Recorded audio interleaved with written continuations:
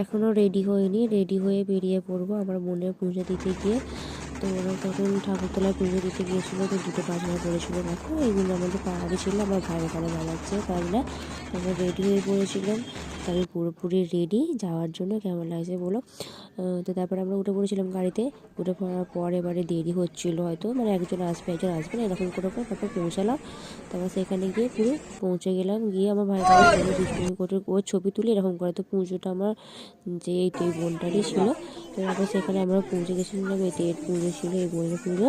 তারপর ও সব রেডি করছিলো। তারপরে আমরা এখানে এসে অনেকক্ষণ পর খাওয়া দাওয়া করে নিয়েছি। এখানে আমরা বন্দি থাকো, ও নাচছিলো, বাজনা বাজছিলো, ও নাচছিলো। তারপরে এখানে আরতি চালু হয়ে গেছিলো, আরতি হচ্ছিলো। তারপরে বসে বসে পুজোগুলো দেখছিলাম। তো এখানে বিরক্ত করছিলাম আমার বোনজিকে, ওকে আমি বিরক্ত করতে খুব ভালো লাগে। তারপরে পুজো আমাদের হয়ে গিয়েছিলো, আমরা বাড়ি যাওয়ার পথে। তো সবাই উঠে পড়েছিল গাড়িতে, আমরা মানে